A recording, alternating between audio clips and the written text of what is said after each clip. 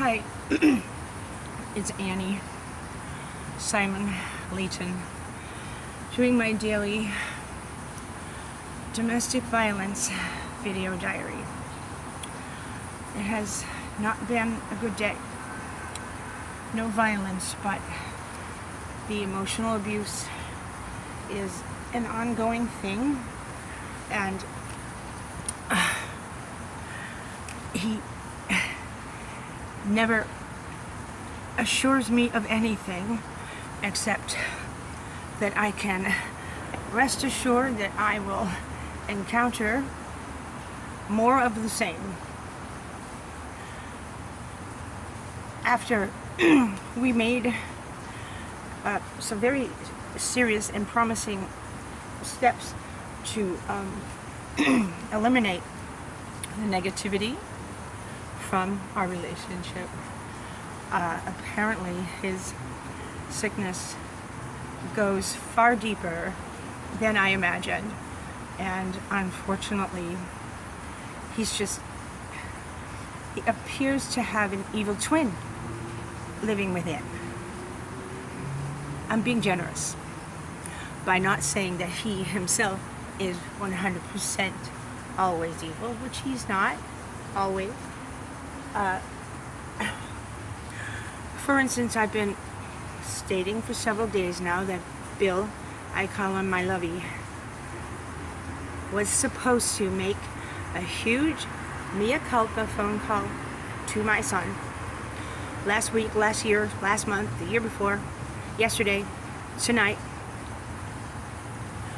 He'd been sending my son's horrible emails and phone calls informing him of the fact, his lies, that I was abusing him and threatening his life and slapping him in the face and knocking him down and making him hit his head and, trying to charge me with elder abuse and ridiculous reversal of fortune.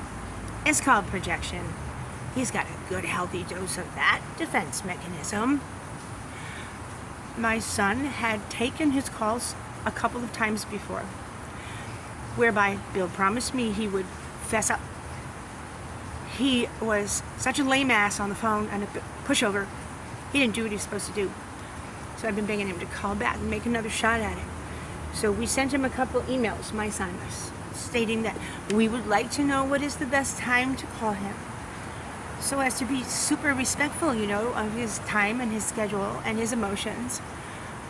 Well, Matt blocked Bill's email last night. He has not blocked me yet, but after that I said, Bill, it looks like you really have successfully ruined my relationship with my kids, and we're just gonna have to try extra hard. And he just went into a calm but firm and very evil monologue about how he finally is happy because he's totally fucked my life, and that he's glad he did, and that he would do it again if he could, and that I deserved it. So I'm arguing with him, when you woke up one morning and just decided to call the police and tell them that I tried to smother you with a pillow, which I did not, we were getting along nicely. There was nothing that I did to deserve that. Your mental illness is so severe that you have harm OCD, and it's causing you to imagine people want to kill you, Bill, and therefore you go and try to kill others because you're delusional. And he goes, well, I just wanted you to go, and you wouldn't leave. I said, Bill, you owed me a lot of money, and I was your employee, and we have a contract, we still do, that if you wanted to let me go,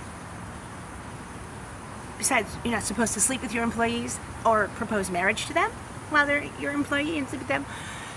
If you wanted to let me go, you needed to give me 3 months notice and severance pay in the amount of $12,000.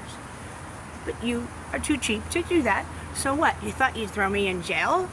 instead, and thus force me to feel like I had to leave. With what means am I supposed to walk out when you have deprived me of all of my monies and owe me a shitload? Even more now, way more now.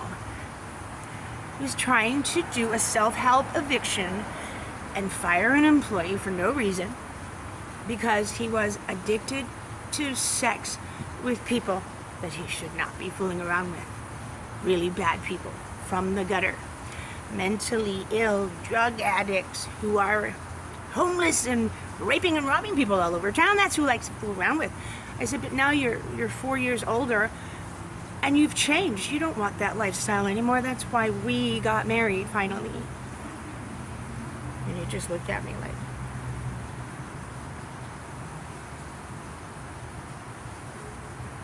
we were supposed to go out to dinner tonight to celebrate Thanksgiving because I didn't get to go to his Thanksgiving dinner with his family. Why?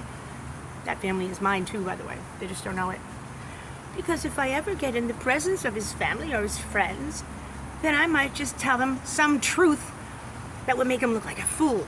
Or maybe a woman beater, or an abuser, or a big fucking asshole, which he is.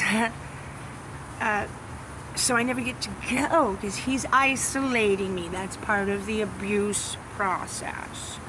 Isolate and manipulate and control and then abuse and exploit and extort and blackmail and weep and beat and attempt to murder people, and then nobody will believe you because nobody knows you're in this town. This is not the happy ending that I was expecting. So I canceled our dinner for tonight, and apparently I'm going to have to take more fervent measures to protect myself, and I know what to do, and I've been doing it all along. And if I ever have to play my ace card, it's a big whopping fucking ace card, let me tell you. It's no wimpy little ace card. It's not a joker. It's a hand full of aces. 4 aces. What's that? Full house, trump, I don't know. It trumps everything. I don't play poker. I am standing here at the beautiful Ferranti Building Apartments where I don't live. And the fountain is down below. I thought I would come up and see the view from up here. The view of the city and the beautiful palms and the daylight. Why not? Because I love my videos and I love photography, and editing them is fun. I can make myself look younger and make my skin look more tan like a real California gal, when in fact I never get tan on my skin. I would like to. Okay, so now you know. No happy ending for Annie Simon waited.